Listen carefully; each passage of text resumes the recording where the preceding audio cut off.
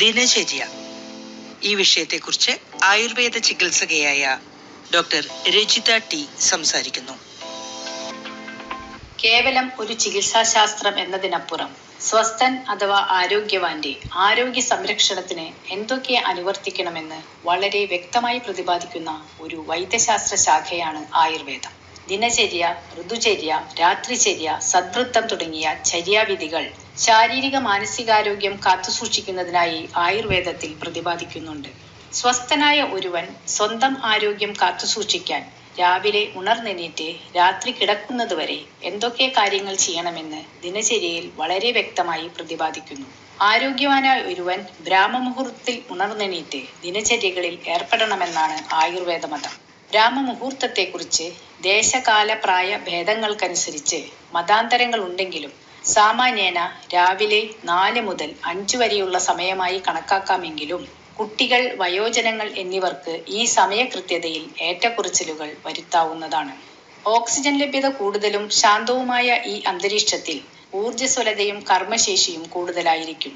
എഴുന്നേറ്റ ഉടനെ മലമൂത്ര വിസർജനത്തിന് പ്രഥമ പരിഗണന കൊടുക്കേണ്ടതാണ്. മലമൂത്ര വിസർജന ശേഷം മലമാർഗവും കൈകാലുകളും നല്ലവണ്ണം കഴുകി വൃത്തിയാക്കേണ്ടതാണ്. ഇവ ശരിയായ രീതിയിൽ നടക്കാതിരുന്നാൽ ദഹന സംബന്ധിയായും മൂത്രസംബന്ധിയുമായ തകരാറുകൾ, ഗ്യാസ് ട്രബിൾ, അർശസ്, അശ്മരി, മറ്റ് നേത്രസംബന്ധിയായ അസുഖങ്ങൾ ഇവയ്ക്കും കൃമിവികാരങ്ങൾ, മറ്റ് സാംക്രമിക രോഗങ്ങൾ ഇവയ്ക്കും യഥാക്രമം കാരണമായി തീരും. ശേഷം പല്ലിന്റെയും മോണയുടെയും ആരോഗ്യ സംരക്ഷണത്തിനും രുചിവർദ്ധനവിനും അധികം രാസപദാർത്ഥങ്ങൾ ചേരാത്തതും പ്രകൃതിദത്തവുമായ പൽപ്പൊടികൾ കൊണ്ട് പല്ല് തേക്കുകയും രസമുകുളുകൾക്ക് ക്ഷതമേൽക്കാത്ത രീതിയിൽ നാവു വടിക്കുകയും ചെയ്ത ശേഷം കണ്ണിന്റെ ആരോഗ്യ സംരക്ഷണത്തിനായി തണുത്ത വെള്ളം കൊണ്ട് കണ്ണും മുഖവും കഴുകി പ്രകൃതിദത്ത വസ്തുക്കൾ കൊണ്ട് നിർമ്മിച്ച കൺമഷി കണ്ണിൽ എഴുതേണ്ടതാണ്. പഞ്ചേന്ദ്രിയങ്ങൾ, ശിരസ് ഇവയുടെ ആരോഗ്യ സംരക്ഷണത്തിനായി എള്ളെണ്ണയോ മരുന്നുകളിട്ട് സംസ്കരിച്ച അണുതൈലമോ ഉപയോഗിച്ചുകൊണ്ട് പ്രതിമർശനാസ്യം ചെയ്യേണ്ടതാണ്. ചുണ്ടുകൾ, പല്ല്, വായ ഇവയുടെ ആരോഗ്യ സംരക്ഷണത്തിനായി വെള്ളം, ഔഷധ കഷായം, ഔഷധ തൈലം ഇവ ഏതെങ്കിലും ഉപയോഗിച്ച് കവിൾക്കൊള്ളേണ്ടതാണ്. പിന്നീട് കാലാവസ്ഥയ്ക്ക് അനുയോജ്യമായ ഔഷധ തൈലങ്ങളോ എള്ളെണ്ണയോ ശിരസിലും ചെവിയിലും പാദങ്ങളിലും ശരീരത്തിലും തേക്കുന്നത് ഇന്ദ്രിയങ്ങളുടെ ആരോഗ്യത്തിനും ഉറക്കം, രക്തചംക്രമണം ഇവ ത്വരിതപ്പെടുത്തുന്നതിനും മുടികൊഴിച്ചൽ, മറ്റ് നാഡീസംബന്ധിയായ അസുഖങ്ങൾ ഇവ പിടിപെടാതെ സംരക്ഷിക്കുന്നതിനും സഹായിക്കുന്നു.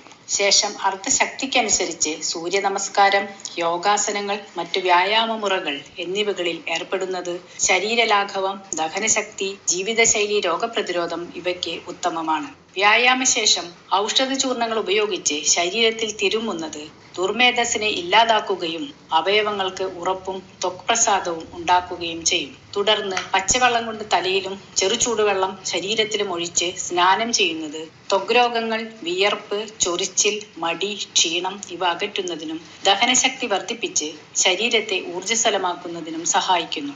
കുളി കഴിഞ്ഞാൽ ശരീരവും തലയും മുടിയും ഉണങ്ങിയ തുണി കൊണ്ട് നല്ലവണ്ണം തുടച്ച് ജലാംശം പൂർണ്ണമായും നീക്കം ചെയ്യാത്ത പക്ഷം വാതവ്യാധികൾ, തലനീറിറക്കം തുടങ്ങിയ അസുഖങ്ങൾ വരാൻ സാധ്യത കൂടുതലാണ്. അതിനുശേഷം ഷഡ്രസ പ്രധാനവും ഹിതവുമായ ആഹാരം നല്ലവണ്ണം ചവച്ചരച്ച് അതിൽ തന്നെ ശ്രദ്ധ വെച്ച് ഭക്ഷിക്കുന്നത് ദഹനരസങ്ങൾ യഥാവിധി സ്രവിച്ച് വേണ്ട രീതിയിൽ ദഹനം നടന്ന് പോഷക ഘടകങ്ങൾ വേർതിരിഞ്ഞ് ഊർജ്ജദായകവും ശരീരപുഷ്ടികരവുമാകുന്നതിന് സഹായിക്കും. പ്രഭാത ഭക്ഷണം 8 മണിക്ക് മുൻപും ഉച്ചഭക്ഷണം 1 മണിയോടടുപ്പിച്ചും രാത്രി ഭക്ഷണം 8:30 മുൻപുമായി കഴിക്കുന്നതാണ് ഉചിതം.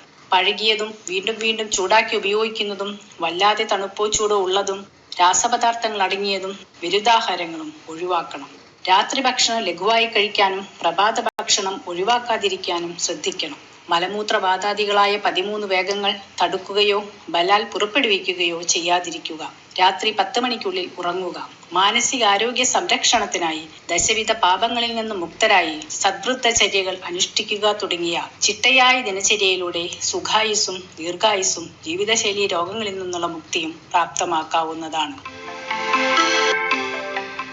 ദിനചര്യ ഈ വിഷയത്തെക്കുറിച്ച് ആയുർവേദ ചികിത്സകയായ ഡോക്ടർ രജിത ടി സംസാരിച്ചതാണ് കേട്ടത്.